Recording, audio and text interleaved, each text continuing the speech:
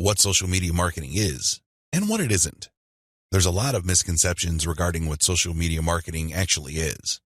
In fact, when you come across people who call themselves social media marketing consultants or practitioners, chances are very high that they will give you different definitions. Part of this is due to the fact that there are many different points of emphasis when it comes to social media marketing. Some people focus on the content. Others pay more attention to the network that the content is going to be addressed to.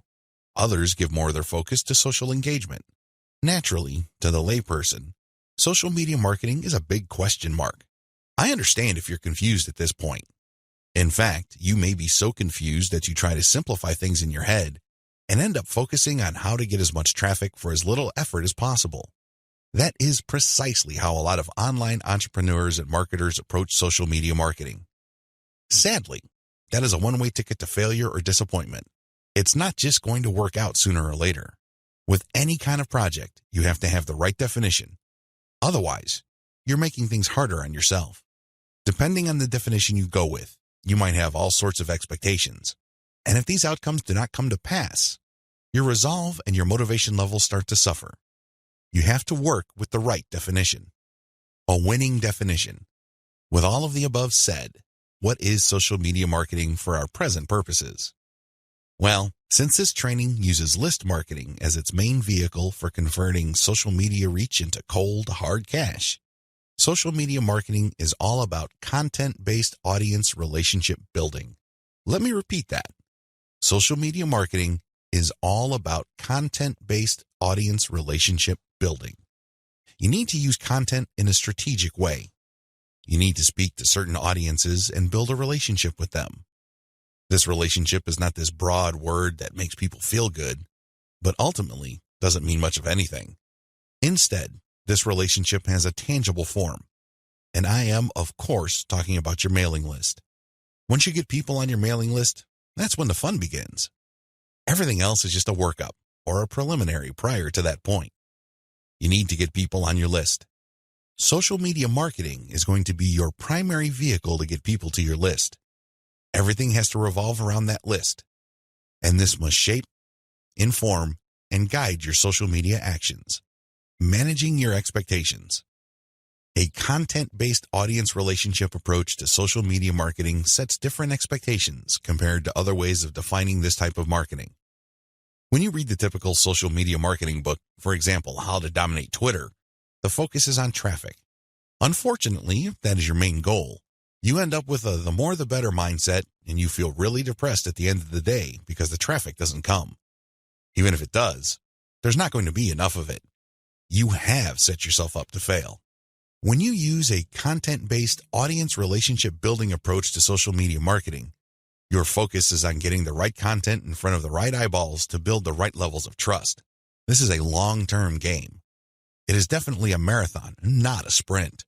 Since that is your expectation coming in, you position yourself for a long-term victory.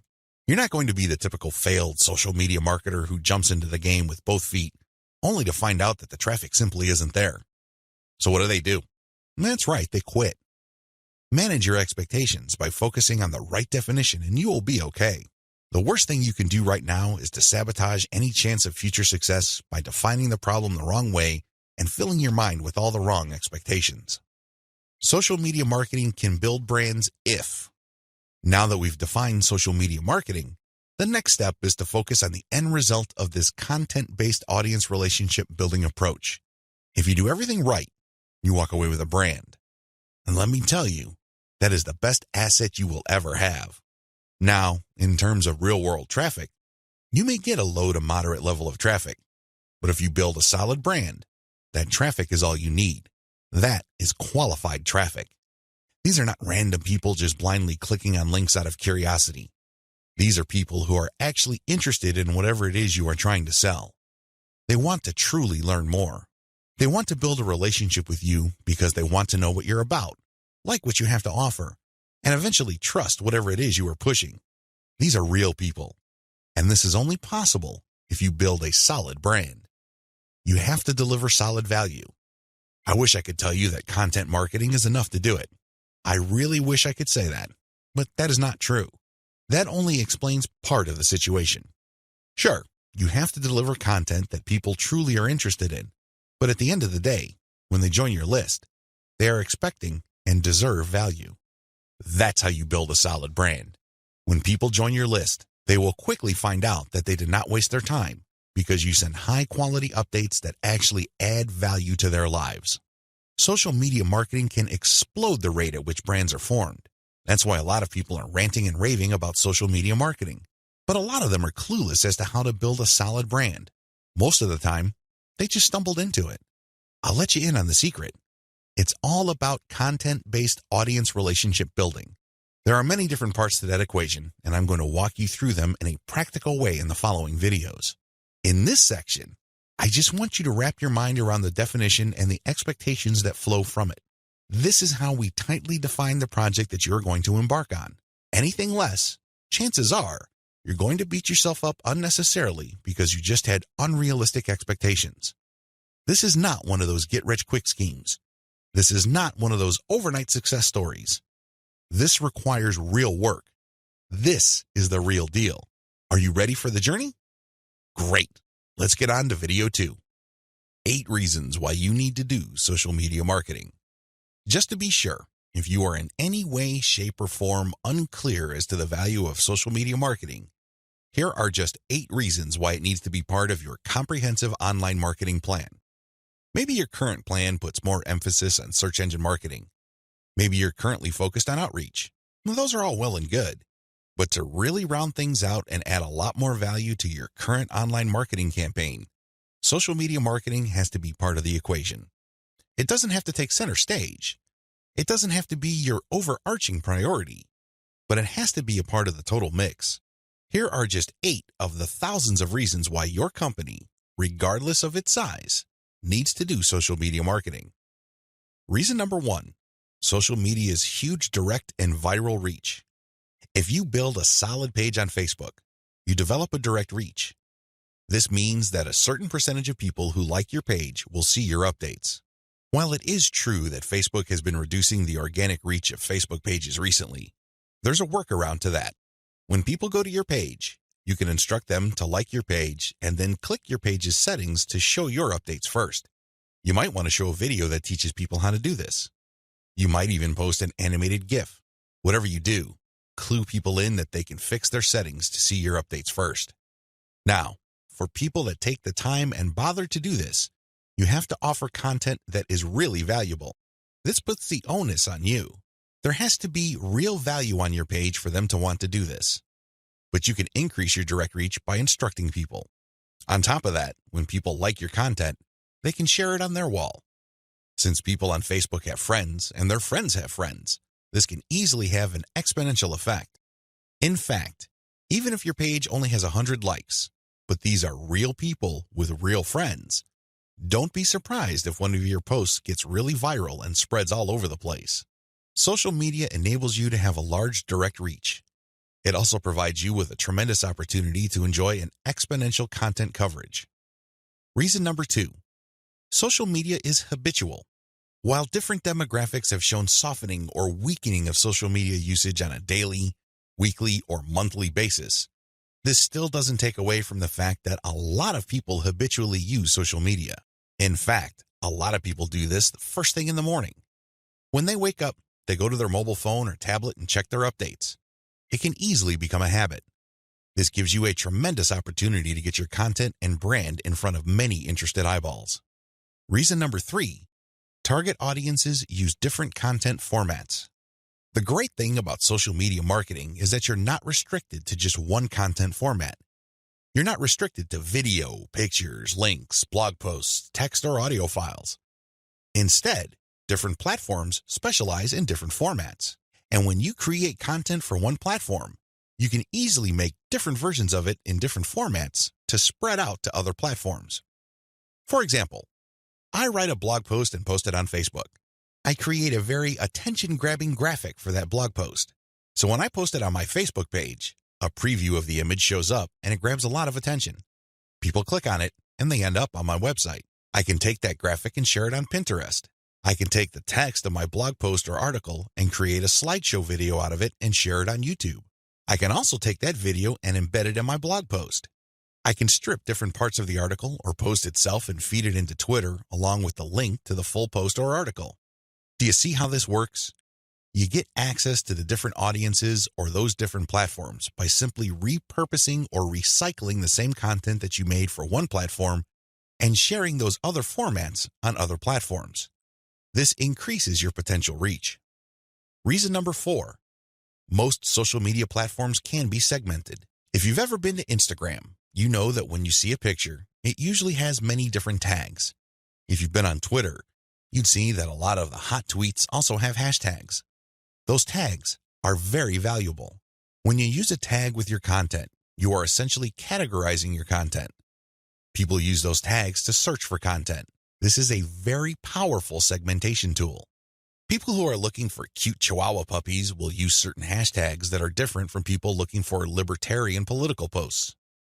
If you have a very tightly defined audience, social media platforms' built-in segmentation tools and features can definitely help you.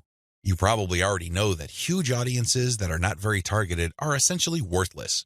Thanks to social media marketing segmentation features, you can get a smaller volume of people from many different platforms, but you can rest assured that these people are actually interested in whatever it is you are saying. These segmentation tools go a long way in helping you to find a very refined and well-qualified audience base. This, in turn, increases your likelihood of making a sale. Reason number 5, sharing content on most platforms can be automated. Thanks to tools like Hootsuite and Social Oomph, you don't have to worry about manually going to Facebook or Twitter and copying and pasting materials from a document or spending hours setting up your scheduled posts.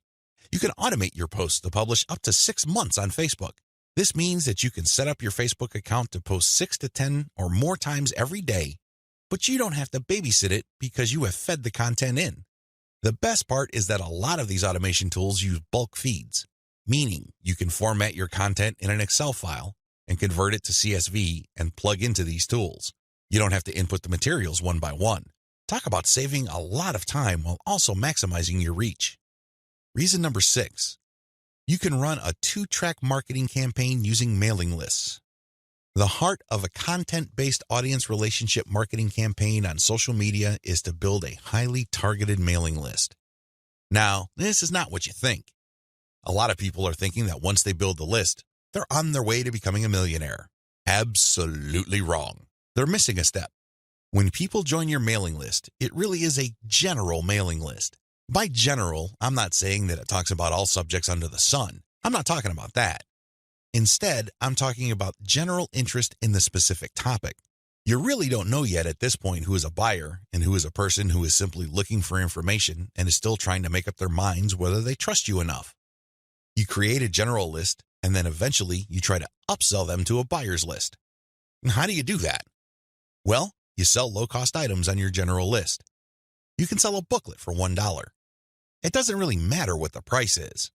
It has to be very low because what you're really trying to do here is that you're trying to give people a means to identify themselves as a buyer, and you want to make it as smooth and easy as possible. $1 is almost an afterthought to most people.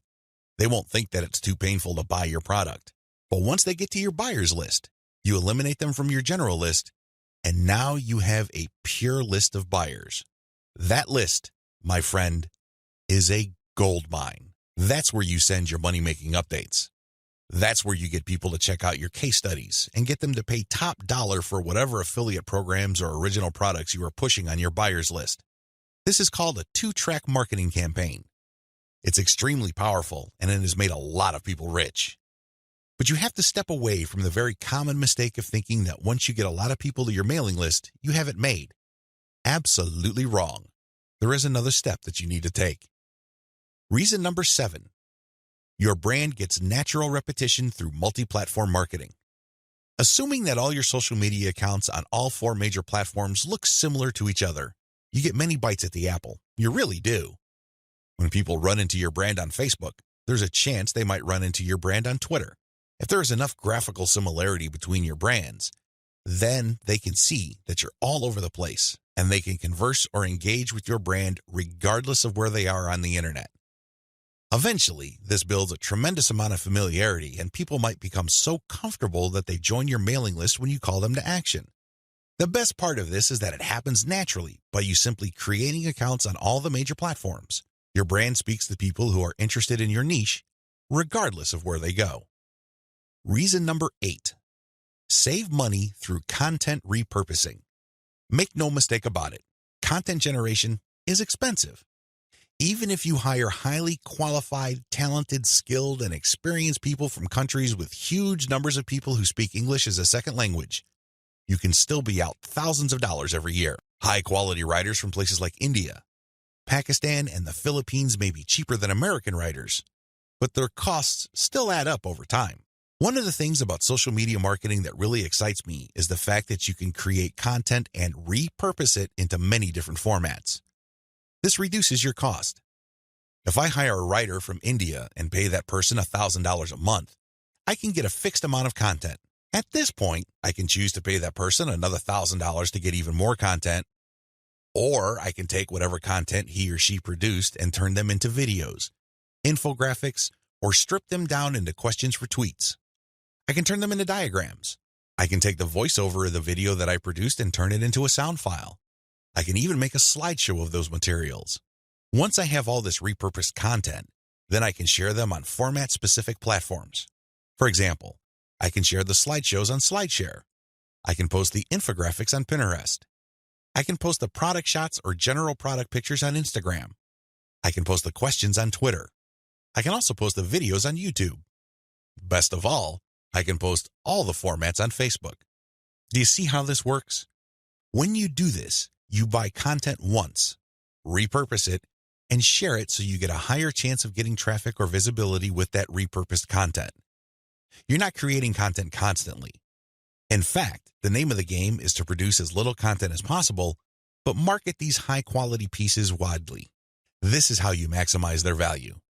The old idea of constantly publishing content just to get a few eyeballs here and there is dead. Seriously, that's a one-way ticket to the poorhouse.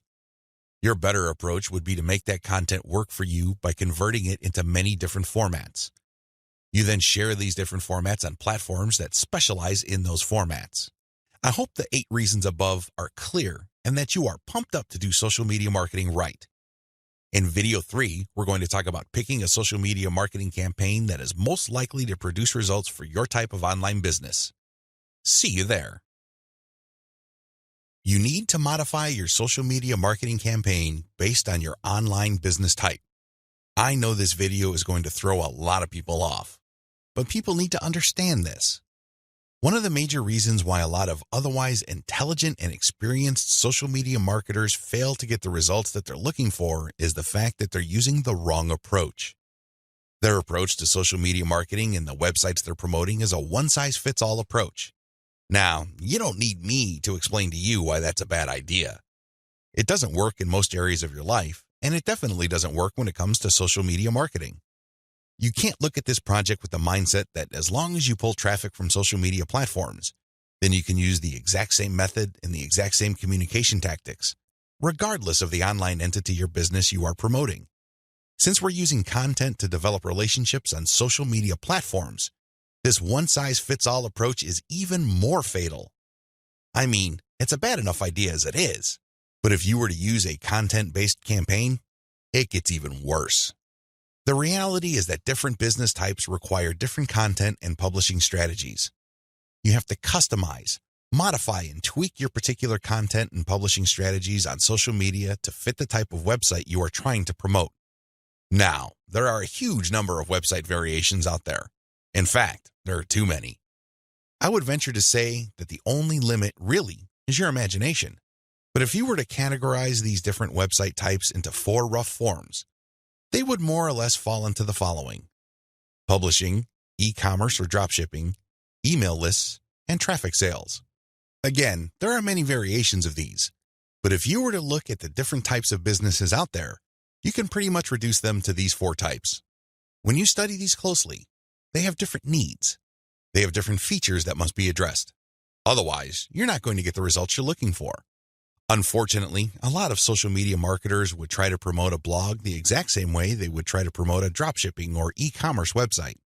Similarly, somebody who is essentially just trying to sell their social media traffic is trying to do content marketing like somebody with a blog. It doesn't work. It doesn't make any sense. The bottom line is obvious. Different strategies require different content types. You must start with the type of online entity you are promoting. Are you promoting a blog? Do you have a website that uses a lot of articles? Do people contribute content?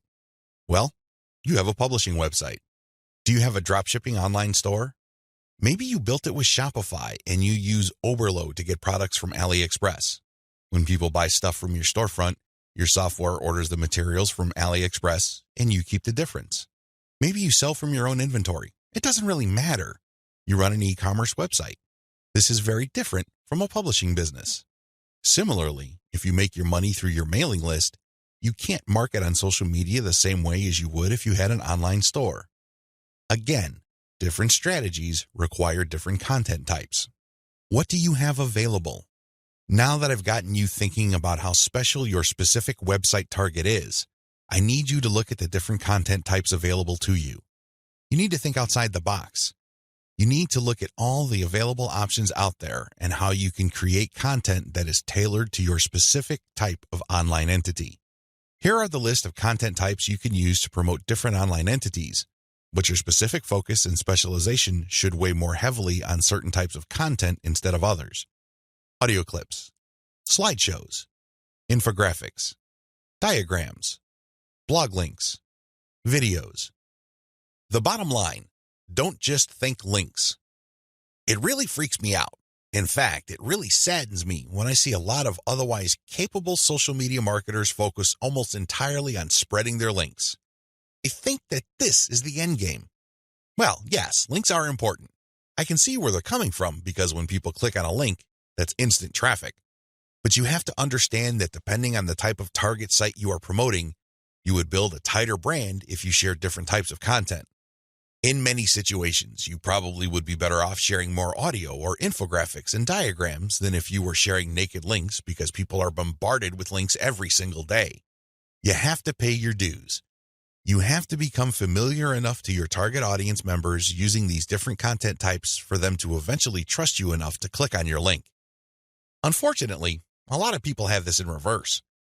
They start with the links, and when they get desperate, they then use other types of content. At that point, they're a day late and a buck short. Don't do that. Instead, use the derivative content first, and then play up the links. Also, not all of these formats work with your particular style of website. I would suggest that you look at your competitors first and pay close attention to the type of content they are currently sharing. What kind of format do they use? Are they sharing mostly picture quotes? Are they focused primarily on video? Do they have a special fondness for diagrams? This is not random.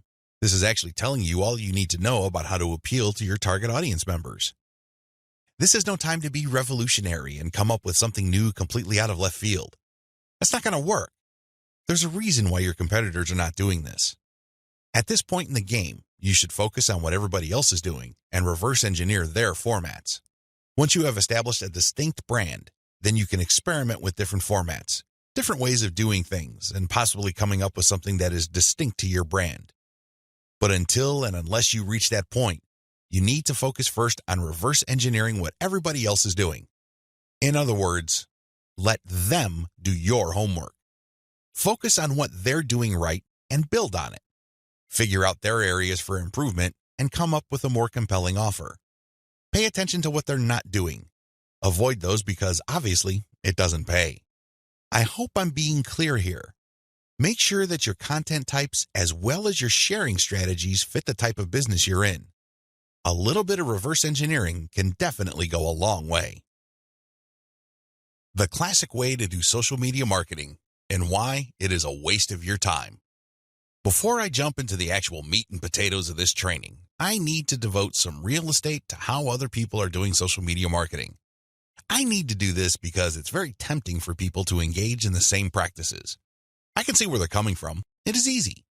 It's like seeing some chump change in front of you, and it's almost irresistible to fight the urge of bending over and picking up that change. But when you do that, it will throw you off. It will give you a false sense of incentive or reward, and don't be surprised if you end up giving into your worst instincts, only to walk away with less than nothing. This happens all the time because human beings, being the way they are, would always take the path of least resistance.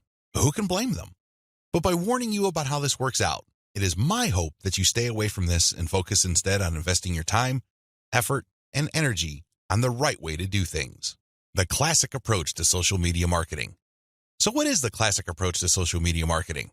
Well, it's actually quite simple. Whether we're talking about Instagram, Twitter, or Facebook, you need to only follow, like, or friend people who are interested in your niche. You connect with all these people, and then after you have followed them, a lot of them would actually follow you back. For example, on Twitter, for every 100 follows, don't be surprised if maybe 20 to 30 people follow you back. Now, this is where it gets really bad. Classic social media marketers would then spam their followers. They would just send all sorts of unrelated garbage, and then they would unfollow. Do you see the pattern? Follow, get followed, spam, unfollow. I wish I could tell you that they do this sporadically, but instead, these self-professed professional marketers use all sorts of sophisticated software to do this. Up until a few years ago, this worked like a charm. This was a great way to get a lot of Twitter traffic, but not anymore. This pattern instead can get you banned. More importantly, whatever traffic you do manage to get using this tactic is not going to be any good. Why? There's no targeting. You're not pre-qualifying these people who would follow you. The only reason why they followed you in the first place is because you followed them first. Where's the selection there? Where's the targeting there? Now, you can make wild guesses, but ultimately, it's a volume game and it leads nowhere. The return on effort is not there. I'm not saying that you can't make any sales doing this technique. I'm not claiming that. But what I'm saying is that whatever rewards you get are not offset by the wasted time, effort, and energy, as well as opportunity costs involved. You're better off using a quality-based approach. Audiences are looking for quality. The bottom line to modern social media marketing is to use quality content. Your content will speak for you. Your content will do the pre-sales job regarding your brand. In other words, your content is your representative. It speaks to the values you want your brand to be associated with. The sad reality: even if the follow, get followed, spam, and unfollow technique still works for some people, the rules have changed. Social media platforms will reward or punish you based on engagement. If you want an extreme example of this, just look at Facebook. Facebook used to be a traffic goldmine. Not anymore. You need a really high level of engagement to preserve your reach on Facebook. If you get normal levels of engagement, good luck. That's how bad things are. And that's why I need to take this time to spell out why this classic social media marketing no longer works. Other failed methods. I would be remiss in my duty to educate you on failed social media marketing strategies if I don't also mention other failed techniques. First, hashtag hunting no longer works. This technique involves marketers finding hashtags that are trending. They basically would publish niche-specific content, but use unrelated or irrelevant hashtags and pair them with their content. They do this because they want to hitch a ride on the upward trend of those hashtags. They know people are searching for those hashtags. They know that these hashtag trends are hot, so they want to poach as many eyeballs as possible.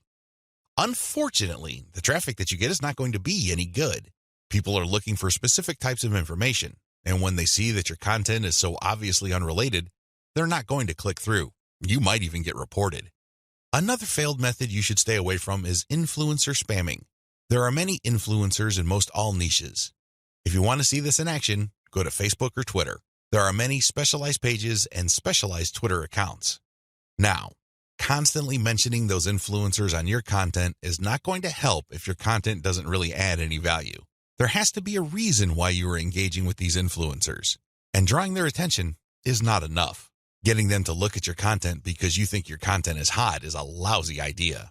Instead, you should focus your engagement tagging based on what they did. For example, if an influencer was talking about recent trends in athletic shoes, then that person would be fair game for an article I post regarding the latest trends in athletic shoes and what they mean in terms of the bottom line of large footwear apparel companies. That influencer would be directly interested in what I have to say because I'm sharing content that is not only high quality, but is directly related to stuff he or she is already talking about. Do you see the specificity here? Do you see the direct link? Now, compare this with an influencer who talks only about Forex, and I tag that influencer when I'm talking about Bitcoin. That person's going to get annoyed. Do you see the difference? Finally, automated publishing with no outreach is not going to work. Basically, what you're doing is throwing spaghetti on the wall and hoping something sticks. If you're just publishing content on an automated basis on Twitter, Facebook, Pinterest, and other platforms, it's anybody's guess whether people would actually engage. You have to do some outreach. You have to draw eyeballs to your content. You have to find existing pools of highly qualified audiences and get your social media account in front of their eyeballs. Use your very best content. If you do this right, your automated publishing on social media will be greatly rewarded. Use a shotgun approach and you're probably going to get the same results as other failed social media marketers. 10 steps to faster and easier modern social media marketing. In this video, I'm going to give you an overview of the 10 steps I'm going to teach you in this training. This training is a product of many failed experiments. Believe me, if you've been exposed to some type of hot or groundbreaking social media marketing technique or strategy, I've been there. I've done that. This training is a product of all my experiences. I know what works and I know what doesn't. I also understand that people have different skill levels, time horizons, and project resources. I understand the limitations. I understand most people's concerns regarding social media marketing. Accordingly, I've come up with a 10-step program that appeals to most social media marketers, regardless of how small or how big their budget is, and regardless of their skill levels. If you're looking for a truly effective social media marketing game plan that you can set up to pretty much work on autopilot, this is it. Please understand that these steps that I'm going to lay out are exactly that, steps. You need to follow them. You can't skip a step. You can't assume that since I mentioned certain keywords or I'm talking about certain themes and topics that you have mastered this already. I need you to look at all this information with an open mind and pretend you are learning social media marketing all over again. If you don't have that mindset and you are all too eager to skip steps, don't be surprised if the plan that I'm teaching you will not work for you. How can it? You zip through it. You rushed. You skipped through certain key parts. You need to be patient with this program by going through each step. Don't go to the next step until you've mastered the step you're on. I know you're busy. I know you don't have the time, but you need to do this right. Otherwise, you only have yourself to blame if things don't work out. Are we clear? Okay. Here are the 10 steps to faster and easier modern social media marketing. Niche research and targeting. Content curation. Reverse engineer your competition's top content. Create fine-tuned payload content. Market your mailing list right. Unlock the power of repurposed multi-platform content. Automate content sharing. Scale up your targeting. Sell to your list differently. Reinvest your profits the right way. Those are the 10 steps. I know they sound pretty simple. They definitely appear pretty straightforward, but the devil, as always, is in the details. See you in the next video. How to do niche research and targeting the right way. I can't even begin to tell you how many times I've run into social media marketers and they automatically want to know about traffic generation. Forget about niche research.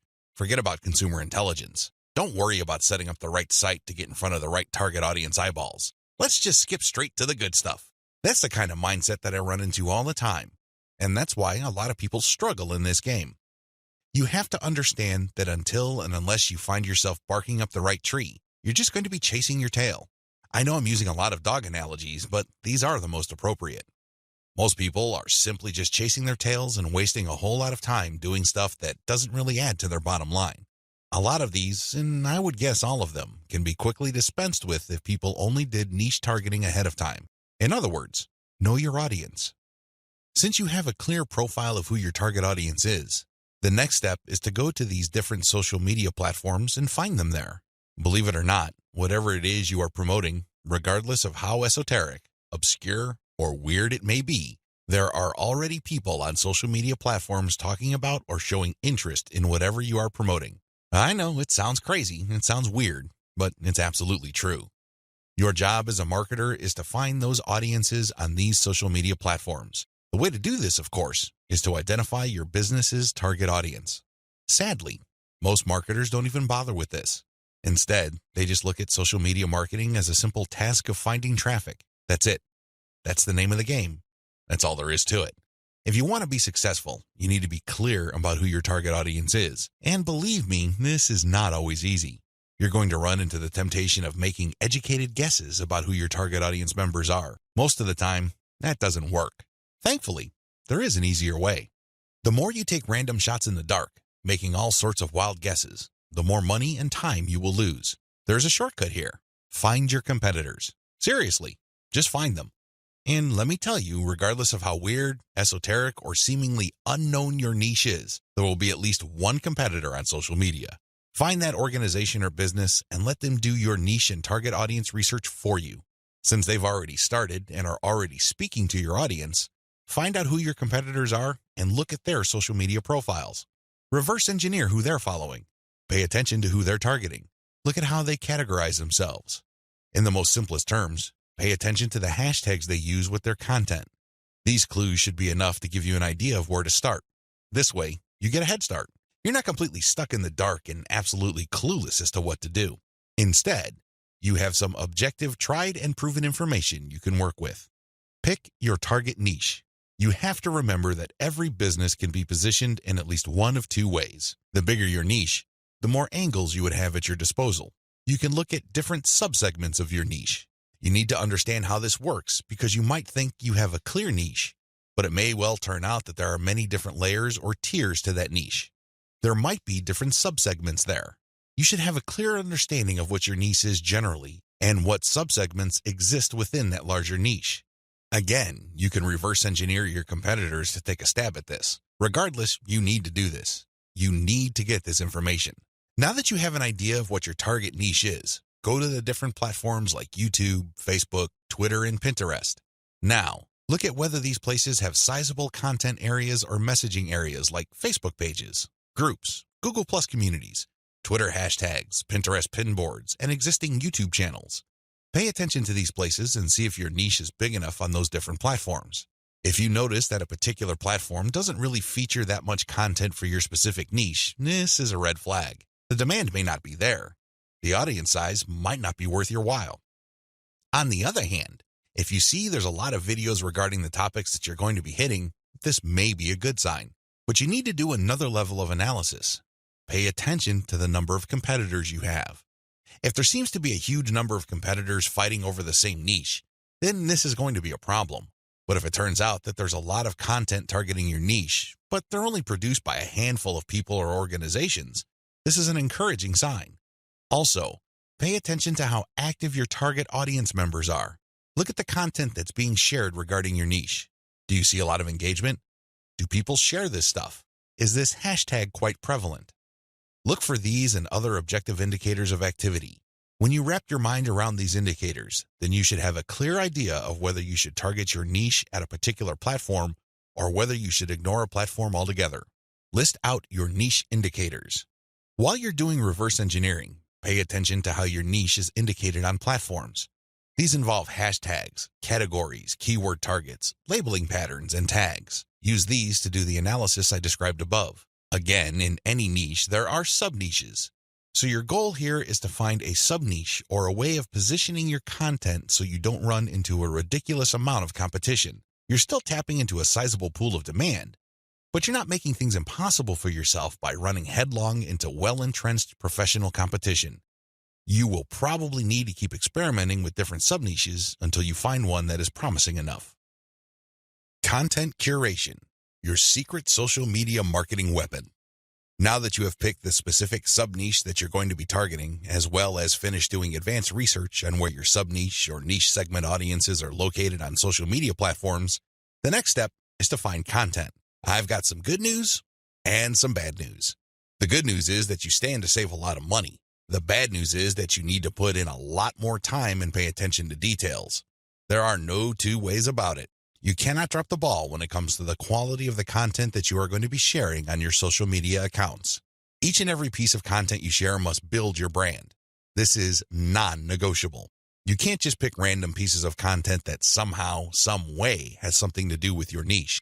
That's not going to help you get the right eyeballs. That's not going to help you establish the kind of credibility and authority you need to eventually convert highly specific and qualified traffic from social media into cold, hard cash. What is content curation? As I mentioned above, you stand to save a lot of money with content curation. This should be obvious. After all, you're not going to be using the content that you yourself created. Content curation is all about picking other people's content and sharing those materials on your social media accounts. This creates a win-win situation. Since you're sharing links and descriptions of such content, the creator of that content gets free traffic. You, on the other hand, Get to build up your credibility because people are rewarded for following your accounts with highly targeted, highly specific, value-added content. Everybody wins. The user wins, you win, and of course, the original content creator comes out ahead. This is how it's supposed to work. You win big time because you save a tremendous amount of money not having to create a huge amount of original content. If you've ever tried to write your own stuff or outsource content creation, whether in the US or to other parts of the world, it can get quite expensive very quickly. Content curation enables you to build credibility with your audience in a very inexpensive way. You use other people's content. You get to entertain them, build credibility, and gain their trust. The downside here is the time. Sure, you're not spending greenbacks, but you're definitely going to be spending time. As I mentioned above, you cannot be indiscriminate when you are trying to do content curation. Whatever goodwill you have built up for your brand will go up in smoke if people catch on to the fact that you are just randomly curating and spreading low-quality content that may have something to do with your niche. That's not going to cut it, not by a long shot. Adopt the right content curation strategy. Now that you know where your target audience members are on social media platforms, you build credibility by populating your social media accounts with highly credible, high-authority third-party content. This is called curation. In between those materials, you're going to be sharing your own original content. From time to time, you're going to call people to action to take a look at the incentives you're giving away for them to join your mailing list. This is how you play the game. When people follow you, they are rewarded with top-notch content. It doesn't really matter whether you produced that material or it was written by somebody else. Your followers get rewarded for following your account. They get niche-specific material. Eventually, you build trust with them because you only send them the very best materials. They start paying attention to your own materials. More importantly, they start noticing the content you share, which actively encourages them to sign up to your mailing list. This is the key. You intersperse your own original content. You create an impression of quality in their minds because you're sending only the very best third-party content. You then mix in your own original content, which is of the same quality as the other stuff you're sending. Eventually, they warm up to your brand, and this is where your call to action content comes in. You call them to action regarding the freebies you're giving away. Maybe you're giving away software, a booklet, discount codes, or even a full-blown book. It doesn't matter. You are ethically bribing them to enter their email addresses so they can download the incentive. That's how you build up your mailing list. On top of all this, when people join your mailing list, you call them to action to share the emails that you're sending them. Maybe you should ask them to forward that email to their friends. Maybe you would want them to copy and paste the material and post it on their Facebook wall. The best part to content curation is that it's very easy to automate. Seriously, this is one way of content promotion that is very automation friendly. You only need to get the URLs of the third-party content that you're curating and plug them into an Excel sheet. You then convert the file into a CSV file, which is then imported by social media scheduling tools like Hootsuite and Social Oomph. You don't have to manually enter anything. You don't have to schedule everything by hand. You can do all of this through software. Isn't that awesome? You get to build credibility while at the same time minimizing work. Now, with that said, you need to pay special attention to the content quality. High attention to detail is the key. You have to resist the temptation of running basic keyword searches on Google or on social media platforms and grabbing anything that is somewhat related to your niche. That is a one-way ticket to brand destruction. You worked hard to build your social media brand. It really would be a shame to see it all go up in smoke because the content you're curating is very unpredictable when it comes to quality. There may be several days when you're sending the very best, cutting-edge reports on your niche, followed by a few days of just completely worthless content. What do you think prospective fans would think? Either they would think that your brand is unreliable or you're unprofessional. Whatever the case may be, you're not going to be convincing people that your brand focuses on the very best in your niche. You need to be very discriminating when you select your content. You have to read through the materials. Make sure that the content is alive, updated, and well-written. This, of course, takes time. The trade-off, obviously, is that you don't have to spend money. Regardless, you need to pay close attention to the content that you're sharing because it represents your brand. The quality it contains either makes your brand look good or erodes your brand. It's your choice. Reverse engineer your competitors' top content. In the previous video, I mentioned that you're going to have to mix in your original content. Now, the question that's probably on the top of your minds is, how do I know which content to produce? Well, there are two ways to do this, like I mentioned earlier in this training. You can try to figure out things on your own and engage in all sorts of experiments, or you can just simply allow your competitors to do your homework for you. I hope you can see which path is the easiest. It should be obvious. If you are sending the very best content on your niche, your original content must be at the same level or better. Otherwise, your followers are not going to take the bait. They're not going to trust your brand. They appreciate the fact that you're collecting all this information, and they're probably going to stick around and follow your social media accounts.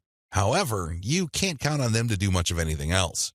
There's really no incentive for them to join your mailing list. Why should they? Your content is not that great. They only need to compare the kind of original content you produce with the other top-notch third-party stuff you're sharing to see your weakness. Do you see the problem here? You have to produce top content if you want your brand to be credible. Thankfully, this is easier than you think. Simply reverse engineer your competitors. Look at their most successful stuff. How do you know? Look at the social media indicators of their content. How many likes does their top content get? How many shares? Is there any other indicator that shows that this content actually has traction? Maybe you should pay attention to the number of comments for that content. Maybe you would want to run a backlink checker on a piece of content and see how many other blogs or websites link to that piece of content. This is how you measure the overall success of any single piece of content so you can use it as a template, if you will, for your own content. I'm not saying that you should rip it off. Instead, I'm encouraging you to use it as a starting point and come up with something so much better. Focus on what works. When you look at your competitors' most social pieces of content, you are basing your own original content on themes and topics that actually work. They have traction with your target audience members. You're not wasting money or time taking wild guesses.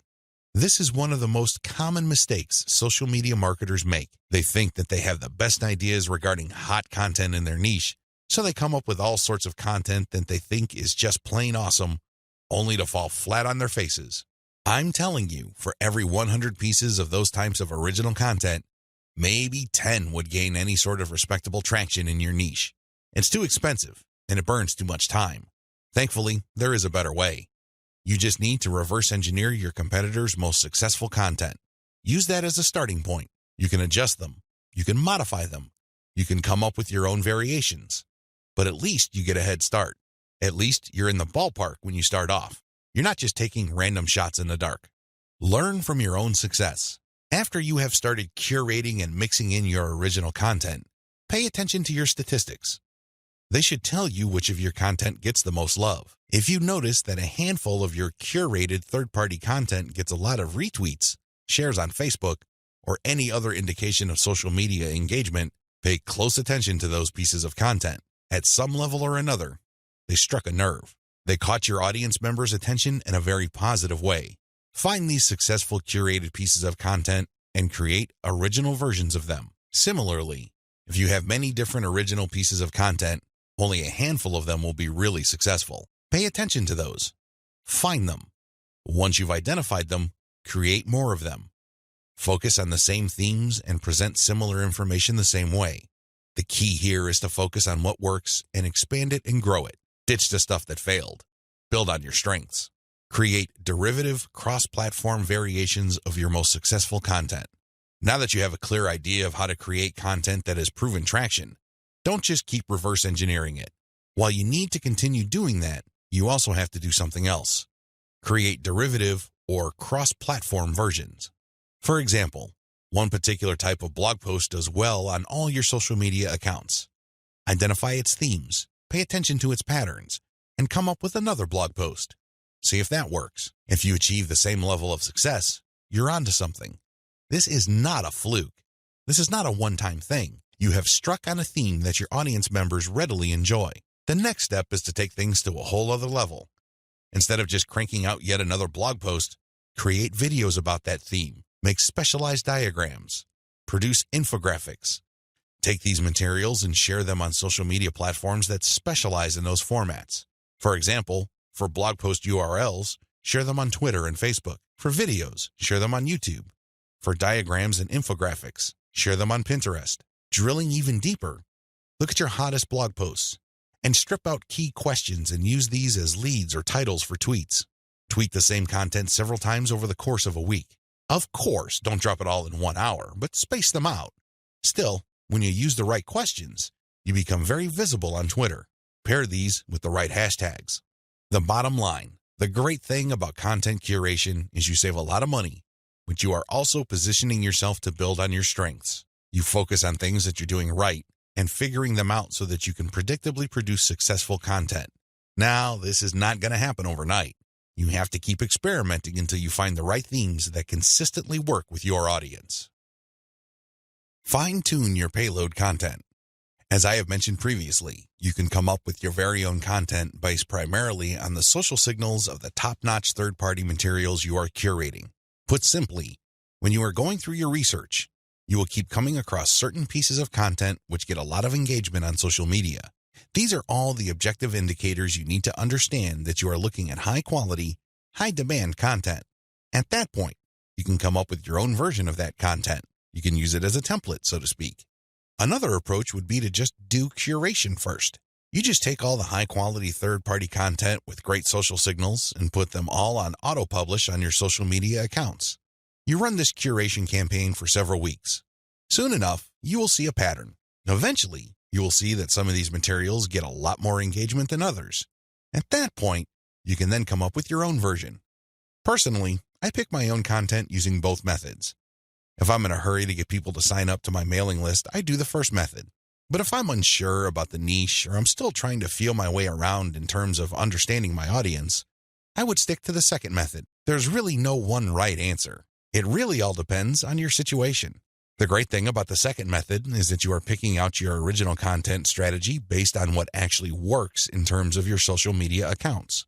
You have to understand that even though high-quality third-party content may have a lot of objective social signals, those signals may have been generated in different contexts. Maybe the original publisher was doing something that you may not be doing. Do you see how this works? Still, you can definitely do the first method if you're in a hurry. But if you have some time to spare, you might want to try the second method. Do curation first, let it run, and then pay attention to your statistics. You should be able to see a pattern. In fact, based on my experience, content that tends to do well often falls within a narrow range of themes. In fact, in some of my campaigns, almost all of the content that got a lot of love from the internet was focused on one question. That's how focused your audience's needs may be. You should pay a lot of attention to the following. Look at the engagement of the content and the click-through. A lot of social media marketers drop the ball at this point. They think that it's all about engagement. I'm telling you, regardless of how many likes, shares, or comments a piece of content gets, if people don't click through, those engagement signals are not worth much. Remember, at the end of the day, you want traffic. That's the whole reason why you're doing this in the first place. Getting caught up in how many shares, likes, or comments you get is not going to do you any good. You have to always pay attention to the click-through. There has to be some sort of ratio between total engagement and click-through. The higher the ratio of the click-through, the more attention you should devote to a piece of content. Study high click-through and high engagement content closely. Now that you have identified curated content that performs well, the next step is to analyze them with a fine-tooth comb. Ask yourself, what problems are people interested in when they read this piece of content? How are these pieces of content positioned or presented? Do they use some sort of emotional headline? Do they use subheadings that ask questions? Do they drag the person along? Or do they just lay out the information dead center? Pay attention to cosmetic issues. People do judge a book by its cover, and blog posts and articles are no different. How are these materials formatted? Do they have big pictures? Do they have header pictures? Do they use diagrams? What are they doing exactly? Once you've answered all these questions and you're comfortable with the answers you got, the next step is to create your own content specification sheet. This is going to be your template. Now, make sure that you're not just basing it on one successful piece of content. That third-party content might be a fluke. The company behind it might just have gotten lucky, and for some reason, that piece of content went viral. That's not going to help you. You have to base your template on the success of many different pieces of curated content. This way, you can be more confident of the fact that even if you barely comply with all the specifications, you would at least get some decent and positive results. Using the information above, create payload content. Now that you have gotten your template together, you need to create your own high-quality, high-engagement original content. This content is going to be used to sell people on your mailing list. When they read this content, they're supposed to get excited about joining your mailing list. This is content that is most likely to be credible and most likely to be shared. Are you excited? Well, don't get too excited. A lot of people jump in with both feet and they end up sabotaging themselves because the payload content they create looks like an advertisement. That's obvious spam. Nobody's going to trust you with that. You're obviously trying to pull tricks and play games. That's not going to work. Instead, the content must be informative. Think of it as an infomercial. You're selling something, that much is obvious. But people have to walk away with solid value. You have to walk that tightrope. There's a thin line between shoving stuff down people's throats and providing solid value without asking for anything in return. You have to come up with a decent compromise between the two. The bottom line is, whatever you do, the content you produce must be valuable. It must add value to the lives of people reading your materials. That's how you build credibility. That's how you get people to get excited about your mailing list. Remember, your list is supposed to add value to their lives. It's going to be very hard to give that impression when the content that you share is worthless. I hope you can see that. I'll see you in the next video. Market your list right. Now that you have figured out your payload content, the next step is to understand what kind of giveaway you're going to have to use to get people to sign up for your mailing list. In an ideal world, people can see the value you bring to the table. They only need to look at the content you share as well as the crucial information they get from your premium content. They see this premium content and they see what you're about, what you have to offer, and why it's such a good idea to sign up to your mailing list. Unfortunately, things don't work out that way. Even if you have the very best blog posts and articles on your website, people still need a push to sign up to your mailing list. This is where incentives come in. You're going to offer free, high-quality premium content, but you're going to repackage it in a way that people would appreciate. Maybe you put in a book. Maybe you come up with some sort of cheat sheet or resource sheet. Or perhaps you can strip it all down into a booklet or even convert it into software form. Whatever the case may be, this premium free giveaway content is going to act as an incentive for people to join your mailing list. They get a copy of whatever it is you are giving away for free in exchange for their email. I call this an ethical bribe. You're bribing people to sign up to your list. Normally, they wouldn't. Only a very few people would take the time and bother to sign up for your list, regardless of how awesome your blog posts and articles are. That's just the reality. Finding out what to use as an incentive. I hope you can see the logic behind giving away freebies so people can sign up to your mailing list. People need a push. People need some sort of extra sweetener to get the deal going. They need something extra to get them off the fence and onto your mailing list. Now, the next step is to figure out what kind of incentive to give away so people would join your mailing list. The good news is, you don't have to start from scratch. You don't have to take wild guesses. You don't have to take shots in the dark. When you pay attention to your top-performing original content, you should have all of the information you need to come up with a compelling incentive. For example, if you run a gardening blog and you notice that a lot of people click on share and otherwise engage with your content on tomatoes, it's probably a good idea to come up with a free giveaway book on how to build your own inexpensive tomato greenhouse. You see how this works? Pay attention to your best-performing original content. Look at the questions they answer and look at the questions they fail to answer. This way, you can use your popular content as a launching area for your incentive content. You let your readers know that if they need more information, and they will because the content that they're enjoying are missing certain items, they should click on this link. That link, of course, is your squeeze page. The squeeze page advertises your giveaway and lists out the reasons why people would want to download that giveaway. It's pretty straightforward. You're just offering premium content that your other freely available content is already pointing to. They're pointing to that content because they don't contain that material. They do a good job of building credibility and authority. They do a great job adding value to the lives of your readers, but it's also obvious that there are certain parts that are missing. For those extra materials, they have to sign up. It's absolutely free. It doesn't cost them a dime, but they need to sign up to your mailing list. This is how you set up your mailing list. It has to be closely tied to your premium content. Coming up with incentives or freebies that look like they came out of left field because they're unrelated to whatever it is you're currently doing is not a good idea. Chances are quite good that you're going to fail. When you come up with incentive content that is directly related to the materials you're already sharing, you create a feeling of value. There's also a feeling of exclusivity.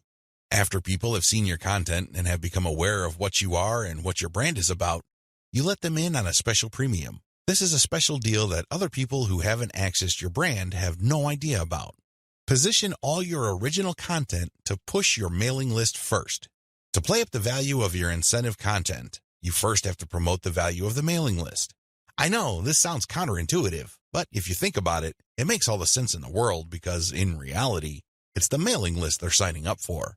The freebie that you're giving away is just a bribe. It's intended to get people to enter their email address and nothing more. If you were to use all your original content to play up the fact that people can get this additional content, don't be surprised if people sign up to your list and quickly unsubscribe because they really don't care about your list. Again, you're walking a tightrope here. On the one hand, you want people to get excited about the premium you're giving away for free in exchange for their email address. On the other hand, you want people to see the value that they would get by being members of your mailing list. This is how you should play it. All your original content should push your mailing list first. I'm not saying that you should not tie it into the incentive, but your original content should highlight the fact that when people join your mailing list, they will continue to get valuable information. This is the key, because when you use your tried and proven content to push mailing list membership, people are less likely to join your list and immediately unsubscribe. They are aware of the value that the list can possibly bring to their lives.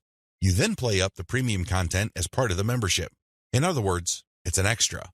It's not the main focus of the list. Keep the list separate from the premiums you use to get people to sign up to your list. I hope this is clear because you want to play up the list first, but it must be obvious that you are using the premium content, whether it's a free book, a booklet, a cheat sheet, some sort of pre-recorded video, or something else, as a means to get people to make a decision. That's the bottom line. You want the incentive to push people to make a decision to join your list, but all your original content, and your website by extension, should push the reader to see the value of being a list member. A lot of social media marketers completely blow this. They think that it's all about marketing the incentive. Well, to continue with the example I raised earlier, what happens after you get people to sign up to your list in exchange for the greenhouse guide? That's right, nothing. Why? You played up the value of the greenhouse guide to such an extent that people are clueless as to what other value they would get from your mailing list. Indeed, don't be surprised if people start reporting your list as spam after you start sending them updates.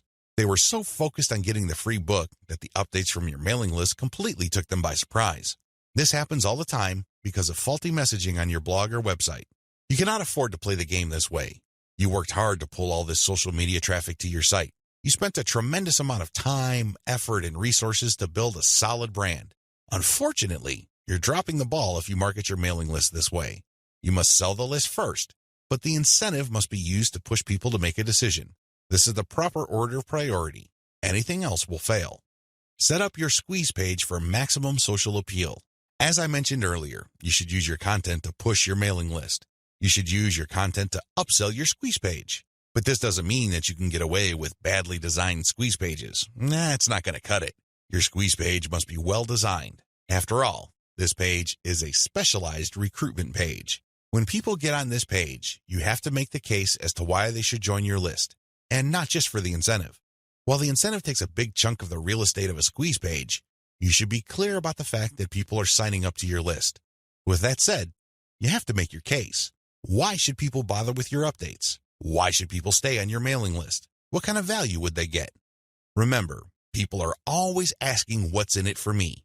Your squeeze page must answer that question effectively, clearly, and powerfully. Your squeeze page must be well designed enough to be able to make that connection, while at the same time, it must be easy to market on social media. Maybe you should have a graphic on your squeeze page that can be easily posted on Pinterest. Maybe you should have a video on your squeeze page that can be easily shared on YouTube. There are many ways you can go with this. What's crucial is that your squeeze page must be social media ready. At the same time, it should also do a good job of recruiting people. Set up the right confirmation page. When people join your list, thank them and make them feel welcome. You also have to clue them in regarding the content they should expect to receive. Make them feel that they just did the right thing. Make them feel that they solved a major problem. Not only do they get access to the digital freebie you're giving away, but they're also going to be receiving valuable information regarding a particular topic that they have problems with. This is how you sell the list. Simply hyping up and over-promoting the premium is not going to help you convert social media traffic into cash. That's just not going to happen. You have to sell the list. You have to build trust in the list. Unlock the power of repurposed content. I've already described this in an earlier video, but this topic is so important it deserves its own standalone video. When you create original content for your blog or website, you already know that this content has some sort of traction in your niche. You already know that there is a significant amount of demand for this particular type of content. Not only did you base your decision on the social signals of your reverse-engineered competitors' content, but you're also picking out content choices based on your own statistics. In other words, you're basing your best content on tried and proven material. You're not taking shots in the dark. You're not taking wild guesses. You're not crossing your fingers and hoping that something sticks. Instead, you have based your decision on what actually works. Congratulations, but you shouldn't stop there. Once you have noticed that this content really performs based on the amount of clicks as well as the social media engagement it gets, the next step is to repurpose that content, turn them into other types of content, and reshare them on platforms that specialize in those content types. For example, if your blog post is getting a lot of retweets and clicks, you might want to strip the blog post into questions. This isn't all that hard because if you look at any type of content, it consists of answers to questions. The questions may not be obvious. The questions may not be plainly stated, but the content is meant to address certain concerns. These concerns can be reworded into questions. Strip your most powerful and best performing content into a series of questions. Each question then is linked to the article or blog post that answers it. Tweet these and pair them with niche-specific hashtags. By using automation tools, you can rotate different questions that essentially promote the same piece of content. Since you're rotating hashtags, there's a high chance that different people looking for different segments of your niche would become aware of your tweet and possibly click through. Another thing you can do is turn your article into slideshows. Each article brings to mind many different mental images. Come up with different pictures for each of the topics raised by your article and create a simple slideshow using PowerPoint. Share these PowerPoint presentations on SlideShare. You can also use other tools to create a video from your slideshows. Once you've created these videos, you can obviously share them on YouTube. Alternatively, you can look through the issues you raised in your blog post and turn them into infographics. Infographics are essentially stripped-down graphical forms of articles or blog posts. They focus on the most important points you raised and make them easier to understand by the viewer by converting them into pictures. Share these infographics on Pinterest. Finally, you should make sure that all your blog posts or articles have a nice header picture. This way, when you load the link on Facebook, a nice preview shows up. It grabs eyeballs and people are excited to share the content. On Facebook, you have a wide range of content formats to choose from. You can share links, videos, infographics, photos, diagrams, and even audio files. After you share materials on your Facebook page, you should then get the link to that post and then share that Facebook page link in Facebook groups that cater to your niche or a related niche. This is how you unlock the power of repurposed content. If you play the game this way, you spend less time creating content and more time promoting. Promotion is the name of the game. You may have great content, but it's not going to do you much good if people don't even know it exists. For every hour you spend creating content, you should spend 10 hours promoting that piece of content. This is how you build up a successful mailing list. This is how you create a solid brand on social media. Start with powerful content, but create different versions and spread it on many different social media platforms. Use automatic content sharing. Before I get into content sharing automation, I want to highlight one other important reason why you should repurpose your content. If your audience members keep seeing that you talk about the same stuff over and over again, chances are you will lose them. People want to hear new stuff. People want you to explore other related needs of theirs. They don't want you to basically keep recycling the same stuff over and over again. Unfortunately, that's precisely the kind of risk you're running if you simply focus on giving people more of the same successful stuff. You know that a particular content theme works. You know it gets a lot of engagement. You know that it draws a lot of clicks. It's perfectly natural for you to want to keep recycling that same theme. Don't do it. Focus on the very best way to present that theme and stick with it. Just do it a few times, but focus more on repurposing. This way, when people get into contact with your content, they can see that you are talking about something that appeals to them, but in different formats. They are more likely to pay attention. They're more likely to click through. They're more likely to share. Keep this in mind when it comes to repurposing. Don't think that Video 11 is completely optional. It isn't. You want your social media feeds to consist of highly successful content as much as possible. It really would be a shame to figure out what works, only for you to get lazy and just focus on text content. I'm sorry to say it, but text content can only take you so far. which brings me to content sharing automation. Since you're going to be sharing a lot of content, and much of this content being third-party as well as original and repurposed content, you're probably going to have your hands full if you decide to do this manually. First of all, since you're going to be covering many different platforms and sharing different formats on those platforms, you have a lot of forms to fill out over and over again. Sure, you may have created an account, one for each of those platforms, but submitting to those places requires you to fill in forms. Posting on Facebook involves form filling. Now, if you really don't have that much content to share, this should be barely manageable. But if you're looking to maximize your visibility by publishing on your social media accounts several times a day, you need to automate. Unfortunately, simply plugging in information into content publishing tools is not going to do you much good. You have to know when to publish. Believe it or not, the vast majority of your target audience members check their Facebook, Twitter, Pinterest, and YouTube accounts within a certain block of time every single day. Post outside of that block of time and you miss the eyeballs of the vast majority of your audience members. Sounds good so far, right? Well, here's the problem. Different audiences have different time preferences. How would you know? This is where experimentation comes in. First, you're going to have to share your content randomly at different times of the day. As much as possible, share content every hour. Set your content automation tools to publish every hour. Let this run for about a week or two. After the experimental period is over, check your stats. Facebook Insights, for example, will tell you when most of your page fans checked out your content. Armed with this information, you should set up your automated software to publish your content in a cluster to fit those optimal times. For example, in the experimental stage, you're publishing one piece of content every hour. That's 24 pieces of content spread out over a full 24 hours.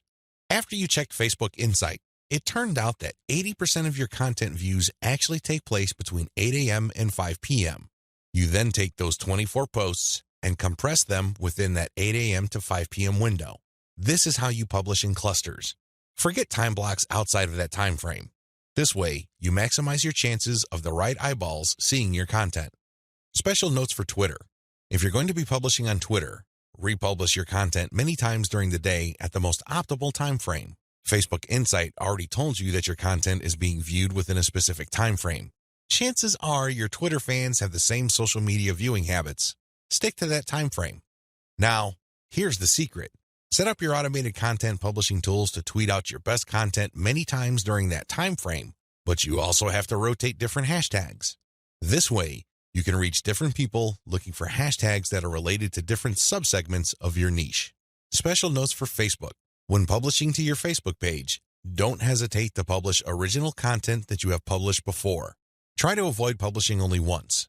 Instead, you should sandwich or schedule this republished successful content in between high-quality, curated content. This way, people get more exposure to your best content.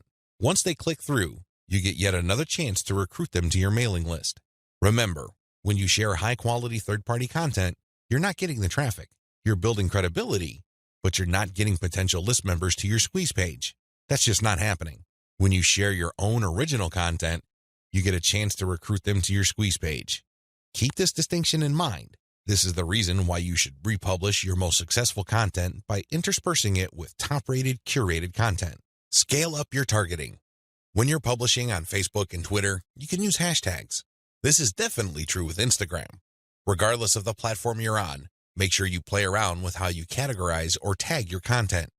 In any niche, there are many different tags available. Experiment with these. See which tags get the most attention from the social media platform you're sharing a piece of content on. Of course, you're not going to find the magical combination of hashtags overnight. That's not going to happen. This is one of those things that you're going to have to find out by doing it over a long period of time. Still, when you run these experiments, a pattern should emerge. Sooner or later, you would discover that certain hashtags produce a lot more results than others. They draw a lot more eyeballs. They get a lot more attention. Most importantly, they get a lot more engagement. Stick with those. Experiment with tagging niche-focused influencers. When you're doing research on hashtags on Twitter, for example, you would be able to find influencers that specialize in those hashtags. These people just love to post content related to certain topics. They use a narrow range of hashtags every time they post. It seems that's all they focus on. Find these people. Look at their content. Are people retweeting them a lot? Are they getting a lot of love for their content? Do they get a lot of engagement? Are people responding via Twitter? It should be fairly easy to see which accounts are influential in your niche and which aren't. Don't just focus on how many followers they have. Instead, look at the total amount of engagement they get, and also pay attention to the ratio of followers they have to the number of accounts they follow. For example, if I find Mike Smith to be a big poster in my niche because it seems that he just seems to rotate among the 10 hashtags that are most relevant to my niche, I look at his followers in relation to the number of accounts he's following. If he's only following one person, yet he's being followed by 15,000 people, Mike Smith might be an influential person. I say that he might be because I'm also going to have a look at the engagement levels of his posts. Are his posts getting a lot of retweets? Are a lot of people responding? Are a lot of people clicking the heart icon? If his content has these factors, then his account is probably worth following. Most importantly, you should tag influential people on Twitter when you post. You use your most powerful hashtags and you mention them in your post. This can help you get on their radar. These people would be put on notice that you are also sharing content that is similar to the stuff that they are interested in. If they check out your stuff and they like what they see, don't be surprised if they share your content with their following. Engage with them. Let them know about your questions or suggestions.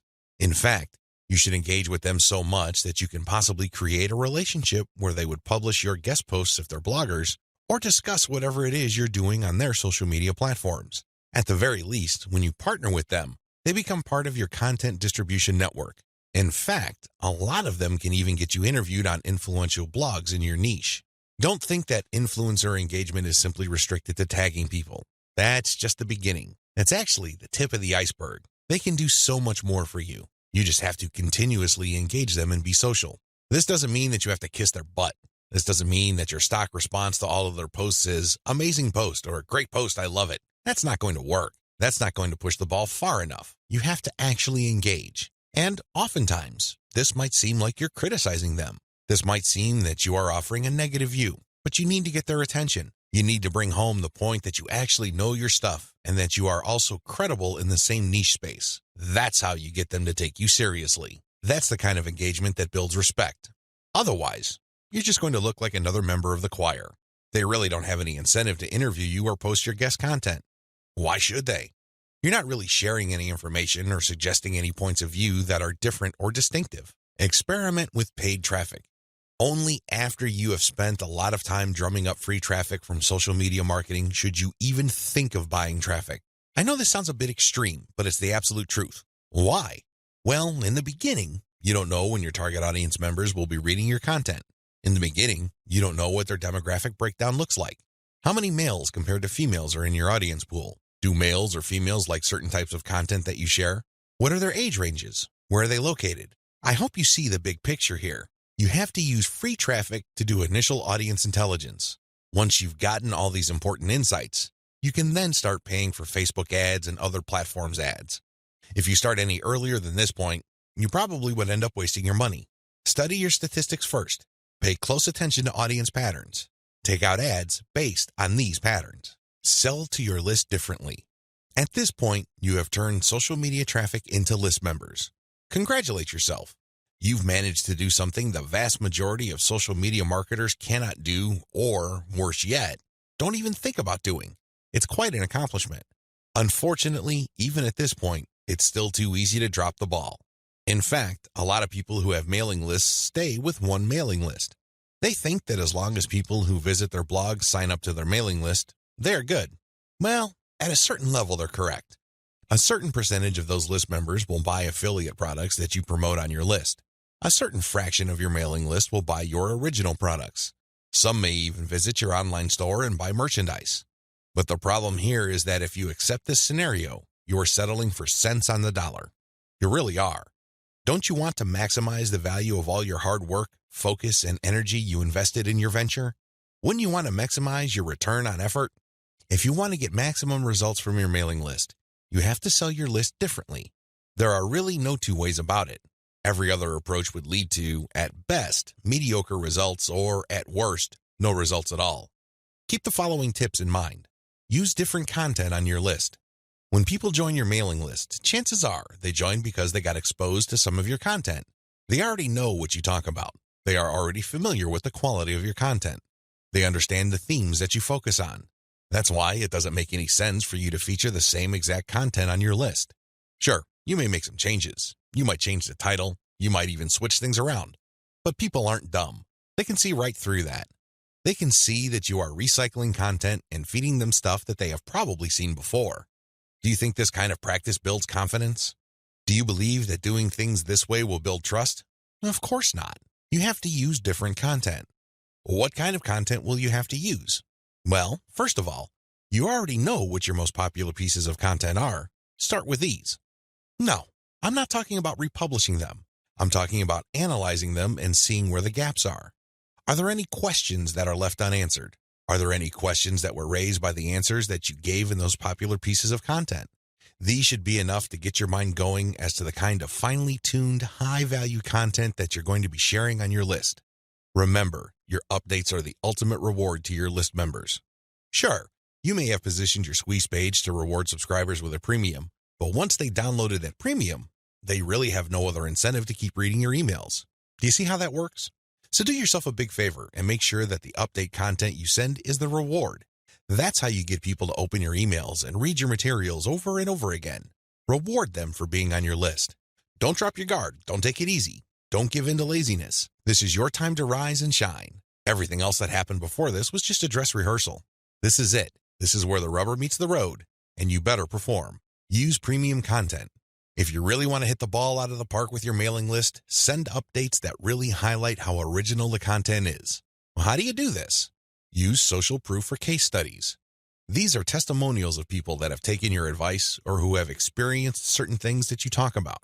When people read these stories, they can't help but be engaged. They can't help but be absorbed into the narrative. These people sharing their testimonies are real flesh and blood human beings with real problems that your readers can relate to. That's the kind of compelling content that will take your list to a whole other level. Why? Most of your competitors are just recycling their stuff. Sure, they're recycling their best stuff because that material is tried and proven, but they're not really distinguishing themselves. They're not really doing their brand any favors by taking the easy way out. You have to commit to doing things differently. This is how you build loyalty around your content. Remember, when you're running a mailing list, your content is composed of the emails you send out. No more, no less. Upsell, upsell, upsell. I can't say the word upsell enough. If you want your list to make money, you have to upsell. Now, you don't have to be a hero. You don't have to overdo this. You don't have to come off like some sort of super salesman. If you're like most people, you know how annoying, pushy salespeople are. You probably will push back. You will probably tune them out and unsubscribe. I can't say I blame you.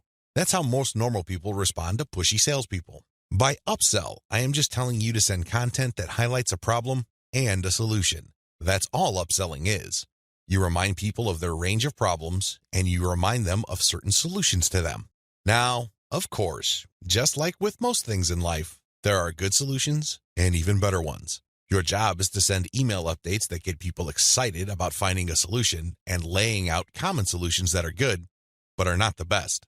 What you're doing here is you're drawing their attention to the very best solution to their problems. For example, if you run a social media marketing mailing list, you can tell people that creating picture quotes and videos from pictures is a great solution to their original content needs. But an even better solution would be to automate these materials where people just click on images and all of a sudden, a video is created. It saves a tremendous amount of time, effort, energy, and most importantly, the created video would then automatically be uploaded to their social media accounts. That's the kind of distinction between good enough solutions and obviously superior solutions. That's how you upsell people to your list. You're still providing value. You're still answering their questions. You're still addressing their needs. But you're laying out a range of options. They can try to do things on their own or try to do things the way most people handle the problem, or they can try something else. When they look at that something else, that's when you sell your affiliate product, your original product or your service. Regardless of how you do it, you need to upsell, upsell, upsell. I wish I could tell you that this was easy. I wish I could tell you that this is just a simple matter of laying out some alternatives and then playing up the best solution. The best solution, of course, pays you a commission and you make money off each sale. Unfortunately, it's not that easy and it's not that simple. Here's the reason. When people join your mailing list, they actually have different motivations.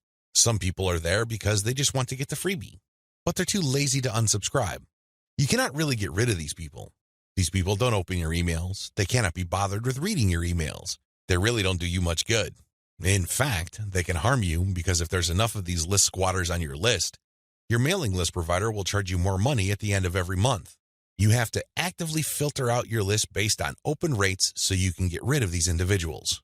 Again, you cannot eliminate them entirely, but you can minimize their numbers. Other people are initially excited about your mailing list, but for some reason they stopped reading your emails. Even others constantly check your emails, and they really love what you have to share, but the problem is they feel that your premium offers are simply too expensive. Now let me clue you in on a secret. When somebody tells you that whatever you're offering is too expensive or too unaffordable, what they're really trying to say is that you haven't completely sold them on it yet. Alternatively, you haven't completely filtered them yet. Either they're not motivated enough, or you did not give them enough reasons to be motivated. Regardless, they're still on the fence. You need to push them off the fence. Expert salespeople know this because in the big scheme of things, there's no such thing as unaffordable. If you talk to somebody and you convince that person that they absolutely need to buy your product, there's really no difference between a $10 product and a $1,000 product. They will get that product because you have elevated their perception of that product to the realm of need. People take care of their needs first. Their wants are often left at the back burner. I hope you understand this. I hope you get this. It's not because your affiliate product is too expensive in absolute terms. Instead, it's because you have failed to either qualify the prospect or make your case. And this is why simply upselling by itself is not going to work. You have to take the next step, which I'm going to describe below. Use the $1 list filtration method. You have to filter your list members into two groups: interested people and interested people who buy. These are two totally different groups of people. Now, please understand that just because people open your emails religiously, it doesn't necessarily mean that they would buy from you. Like I said above, maybe you did not present your case properly. Maybe you did not qualify them properly. This $1 list filtration technique that I'm going to teach you enables you to filter your list members properly. What you would do is, instead of trying to upsell people to $19.95, $34.95, or $349.50, or any other similarly priced products, everything that you're going to be selling on your general list will be priced $1. No more, no less. By general list, I'm talking about the list all people who sign up to your mailing list get on. This is your default list. I want you to treat this general list as your starting list. This is kind of like the vast, unfiltered, generic mass of people who are interested in your brand. When you upsell people using $1 offers, you enable people to segregate themselves based on their motivations. These are people who are motivated enough to spend $1. In other words, they see the value in your content, and they are willing to put their money where their mouth is. Now here's the secret. There's really very little distance between paying $1 for something and paying $100 for something. This is a lesson I learned firsthand. When I first tried this, I thought the only people that will get on my dollar list are cheapskates. These are misers. In the back of my mind, I thought that they're just not going to buy big-ticket items. Boy, was I proven wrong. If somebody is able to psychologically hurdle the distance between 0 and 1, they can, given enough exposure and enough content, hurdle the difference between $1 and $100. This is not theory, nor is it speculation. I see this all the time with my own two eyes. Your job is to filter your general list. You're basically telling people, when you run these $1 offers, to prove to you whether they are just interested or truly interested. This is a self-segregating mechanism. Use it. People who sign up for your general list are interested in quality content. That's what they're there for. But only a fraction of them would actually be willing to pay money. You make your money off this golden fraction. You use your buyer's list to make real money. Again, you have to sell your list differently. This applies to your two types of mailing lists as well. Your general list, they get quality information that is distinctive like social proof and case studies along with upsell messages. Your buyer's list, on the other hand, gets more in-depth material with higher value upsells. Again, if somebody's willing to go from 0 to $1, you have a tremendous opportunity to get that person to go from $1 to $100, $1,000, or whatever amount you want. Now, keep in mind that the higher the dollar value, the lower the conversion rate, but you get the point. You have to get people to segregate themselves based on their readiness, willingness, and eagerness to buy. And since $1 is essentially friction-free, this list filtration method works like a charm. Reinvest your profits the right way. By this point, the $1 filtration method has enabled you to make a decent chunk of cash every single month from social media traffic. The next step is to create a business. At this point, you might be feeling that you're just engaged in a hobby. It's a well-paid hobby, but still a hobby nonetheless. This too can be a trap. This can hold you back from the great success that you could otherwise achieve with social media. How do you turn the information that I shared with you into a platform for a business that can withstand the test of time? Simple. Reinvest your profits the right way. Move into other niches after you master your system. This training helps you identify your target niche. I've also given you the techniques to do well in that niche using social media traffic. Once you've made quite a bit of money on your niche and this money comes in month after month, you have to think big. You have to look into other niches that are related to your current niche. This thinking is actually pretty straightforward. If you have already mastered your niche to the point that you're making automatic income month after month, then you can apply the same system to other niches that are closely related to the one you're in. This is how you scale up your business. Instead of just one stream of cash, you build many different streams of cash based on the system that you mastered. You know what hashtags to target. You know what kind of content gets eyeballs. You know how to present information on social media. You know how to promote a mailing list. These and many others form part of your system. It really would be a shame to restrict that system to just one niche. Once you've mastered those, find niches related to those and grow into these other fields. Highly successful list marketers don't just operate one list. They operate dozens, and this translates to 6, if not 7-figure incomes year after year. If they can do it, so can you. Buy more targeted traffic after you find out what works. Once you have discovered the type of content marketing strategy on Facebook that works, you can buy targeted traffic. How? Use Facebook's lookalike technology to target people who share the same interest profile as your existing audience. This is what's so awesome about Facebook. This is also what gets them into all sorts of hot water. Believe it or not, accept it or not, Facebook is spying on you the moment you log into the platform. It pays attention to what you like. It pays attention to what you comment on. It pays attention to what your friends like. And it makes all sorts of predictions regarding your behavior and your interests. Accordingly, if you like certain topics, it creates an interest profile. Facebook's lookalike audience technology enables you to find people who haven't visited your Facebook page who share the same interest profile as your current fans. Talk about an amazing technology. Take advantage of this. It enables you to show your brand in front of eyeballs who are more likely to appreciate it. Invest in more original content. You might want to invest in original content.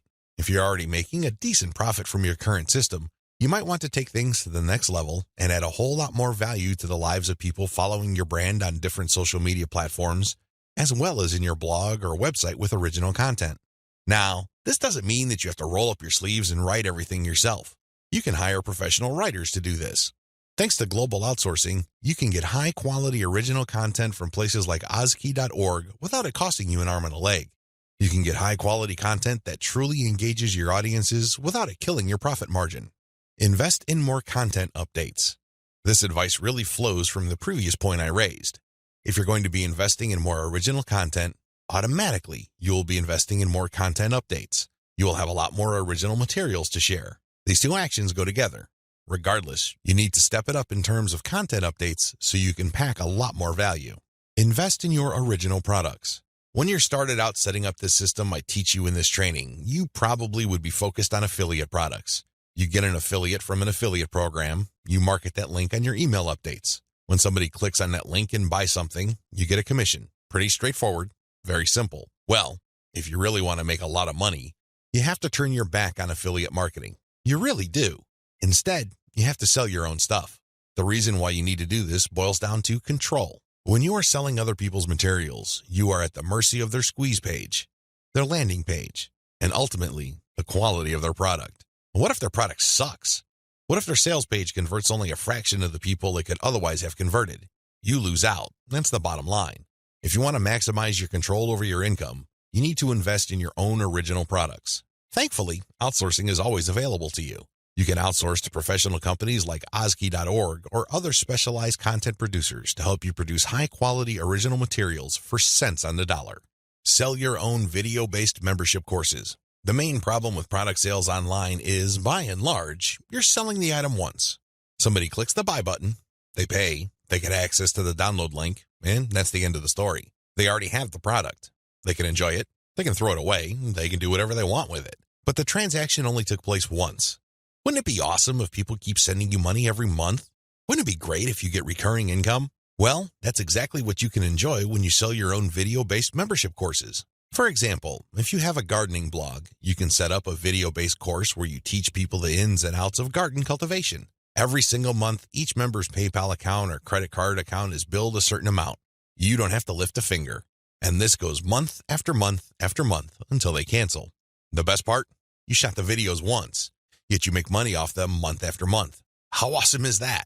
This is called passive income. And the great thing about this is that you don't have to stick with video. It can be any kind of membership. Maybe you can give them access to pictures. Maybe you can give them access to files or even software. It doesn't matter. What they're paying for is the right to download that material month after month. This is the key. Recurring income should be your ultimate goal. This is how you maximize your effort. You're putting in less work while getting more money out of the system. Unfortunately, this is not something that you can master getting out of the gate. It also doesn't happen overnight. You have to pay your dues by doing the other steps above first. Conclusion. Social media marketing confuses a lot of people. It definitely leads to a lot of dead ends if you let its myths get the better of you. This training shines a light on one effective way of using social media exposure to turn social media reach into cold, hard cash in your bank account. While I'm not claiming that these steps are easy, they are doable. You just need to follow instructions. You need to conduct experiments and focus on what works. The key here is to use this information to fit your particular set of circumstances, to produce practical, actionable steps that you can use to earn a truly passive income. Don't move one step ahead until you've mastered the previous step. Now that you have all the information that you need to succeed, please understand that none of this will make you rich if you let it stay in your head. Not in a million years. You have to take action on them. You have to get that sense of urgency that you need to make this information a reality. The longer it stays in your head, the less likely your finances will change.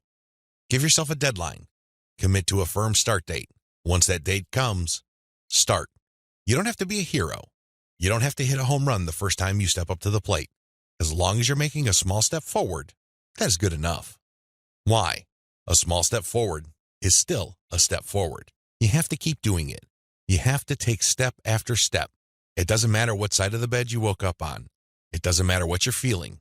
None of that matters. What matters is you stick to the plan. If you're able to commit and focus, you will succeed. I wish you nothing but the greatest success. Thank you for watching this training. Introduction. A lot of marketers have all sorts of wrong ideas about social media marketing. Some think that you only need to post viral content to get tons of traffic overnight. They actually believe that if you are able to pump that much traffic to your target website, a large chunk of those people will buy whatever it is that you are selling. Maybe you're selling services. Maybe you're selling an event. Or maybe you're selling products from an online store. It doesn't matter. According to this idea, you just need to have a lot of traffic, courtesy of viral content on social media, and you will get the conversions you're looking for. There is an assumption that social traffic, regardless of which platform it comes from and regardless of how you qualify that traffic, converts to sales readily. Sadly, none of these assumptions are true. In fact, all of them are tragically mistaken. If you believe in any of these, don't be surprised if you spend a lot of time, effort, and money, only to end up with a whole lot of nothing. Welcome to the club. Effective social media marketing can be reduced to one metaphor. Master this metaphor, and you probably will make money on autopilot with social media traffic. Screw up this metaphor or remain clueless to it, and you'll continue to struggle. You'll continue to believe that social media traffic can easily be generated through viral content. You might keep running after that unicorn, only to get tired and frustrated. It doesn't have to be this way. You just have to have the right metaphor or the right conceptual model to make social media marketing work for you. Best of all, you can make it work on autopilot. You probably have heard all sorts of set it and forget it systems. You probably bought at least one of these products. Well, they're definitely on the right track as far as their label. Social media marketing can be automated. It can be mastered to the point where it can produce income after you've said it. But getting there is another matter entirely, and that's the price people have to pay. And unfortunately, most people are not willing to pay that. They're excited about shortcuts, but they're not willing to take the stairs to get to the top. At the back of their minds, they're thinking that there has to be some sort of elevator. There is no shortcut You have to work with this metaphor. And what am I getting at? Well, the secret to effective social media marketing is an inverted pyramid. It looks like a funnel. That is the metaphor you should have in your mind when thinking of ways to get traffic from social networks and social media platforms and turning that into cold, hard cash in your bank account. I need you to keep this idea of an inverted pyramid in your mind. It should have a wide base at the top. The top of that pyramid is heavy visibility. It has to be there. You need to be visible on the 4 major social media platforms. I'm talking about Facebook, Twitter, YouTube, and Pinterest. Taken together, the traffic volume you can get from these 4 platforms is mind-blowing. They can potentially pump a tremendous amount of traffic, but that's just part of the equation. That's just the top of the funnel. Potentially, you can push a lot of traffic from the top. That's how wide the top of the funnel is. This training will focus on these 4 platforms, but you can pretty much use the tips that I'm going to share with you and modify them to market on other platforms since many of these principles easily apply. You might need to modify them a little bit. For example, if you were thinking of marketing on Instagram, a lot of the things that I will teach you about Facebook, Twitter, YouTube, and Pinterest can be tweaked to work well on the Instagram platform. Now that you have a clear idea of the heavy visibility that you can achieve with social media, keep in mind that visibility does not mean traffic or clicks to your site. This is a myth. The visibility that I'm talking about means visibility on those platforms. When people share your content within those platforms, you can enjoy a tremendous reach within such platforms. But this does not automatically mean that when you share content on Facebook, people who see your link on the materials shared by their friends would automatically click them. Get the idea out of your head that raw visibility, or as Facebook terms it, reach, automatically translates to traffic. It doesn't work that way. Instead, you need to start with heavy content visibility on each platform. People must see your stuff there. You must achieve a wide enough reach. People may not necessarily click on through to your site, but that's secondary. At this point, you just want your brand to be visible. You just want people to become familiar with your brand. So what's the big deal about visibility anyway? You may be thinking, since visibility doesn't mean actual visitors to your website, what good is it? Think about it this way. When was the last time you saw an ad for the first time and automatically clicked it? If you're like most other people, you probably would want to see the ad show up a few times for you to become familiar with it. You might glance at it from time to time. You might read the description from time to time. But after enough showings, you might seriously think of clicking through. The same applies to your content on social media platforms. Don't expect that just because you come up with catchy titles and nice attention-grabbing graphics that this is enough for you to expect a tremendous amount of clicks to your website. It doesn't work that way. People have to be comfortable enough. Your content has to become familiar enough for them to click on it. When audience members click on the content you share through your social media accounts, they get a chance to like your page, follow your Twitter feed, pin your posts, or subscribe to your YouTube channel. They still stay on the platform, but they get a chance to subscribe to your account or follow you. This is the second stage of the social media funnel or inverted pyramid. You have to develop some sort of in-platform credibility. Your content is not just this random material that came out of nowhere. Even if people don't click on it, they see enough similarity in terms of branding, graphics, as well as other content cues so that your brand stands apart from everyone else's. Again, they may not necessarily be motivated to click, but with enough repetition through social media channels targeting certain topic categories and hashtags, your brand doesn't remain an unknown quantity. Once you have people checking your content out through your social media accounts, you can then send them call to action content, CTA. This content recruits people to your mailing list. This social content that you're sharing offers some sort of incentive. Maybe you're giving away a free booklet. Maybe you're giving away software. Whatever the case may be, there is some sort of giveaway to incentivize people to click on that link, enter their email address, and join your mailing list. Whether you use freebies, special content, special free tickets to an online webinar that's pre-recorded, it doesn't really matter. Whatever the case may be, the end game is to get people to join your list. The end game? Well, when you look at the funnel, the end game is to get people to that narrow end of the funnel. At that end, you're not necessarily getting them to click on an ad to buy something. You're doing something far more valuable. Instead, you're calling them to action so they join your list. You are converting your social media reach, meaning the top end of the funnel, to list membership. which is at the very narrow point at the bottom of the inverted pyramid. This is where the magic happens. Once people join your list because you have successfully incentivized them to enter their email on your squeeze page, you get a tremendous opportunity to build a long-term sales relationship. That's really the best way to describe it, because when people give you their email addresses, what they're really telling you is that they trust you enough to want to have a business relationship with you. This means you should not abuse that relationship. You should not send them garbage. You should not send them spam. And by spam, I'm talking about material that is not related to the topic of your list. Stay on message, because if you're able to do this, you would have a tremendous opportunity to shape the conversation and continue to sell and convert your list, not just once, not just twice, but over the long haul. There are many successful list marketers who make 7 figures every single year, and all they have is a mailing list. It all depends on how you build that list, who's on that list, and what you are selling on that list. Regardless of how you cut it, you can turn what would otherwise be a huge amount of social media reach into a loyal list. This is the secret to effective social media marketing. You probably haven't heard this before. I wouldn't be surprised, because the vast majority of social media marketing books out there try to trick you into thinking that you just need to harvest all this traffic from social media so people can click like monkeys on the ads on your website. Maybe that worked when Facebook first launched nationally. It definitely doesn't work today. Sadly, this is where too many marketers fail. They screw this up. Now that you know the secret, here's some bad news. This is precisely the point where too many marketers screw up. When they're sending social media content, they promote their squeeze page directly.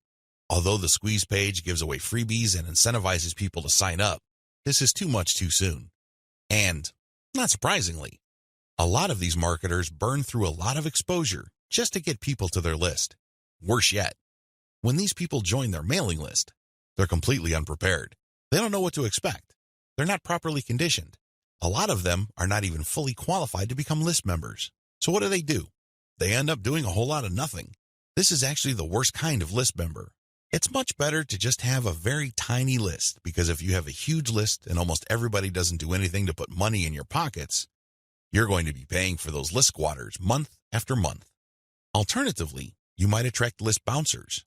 These are people who join your list just to get whatever premium you're offering, download it, and then promptly unsubscribe. They have effectively bounced from your list. Effective social media marketing. Effective social media marketing means using your social media traffic and highly effective content shared on social media to build successful relationships. Your email list is going to be the platform you will use to convert the relationships made possible through all that social media traffic. You're essentially creating highly targeted mailing lists using content shared on targeted channels on social media. This is the secret to effective modern social media marketing.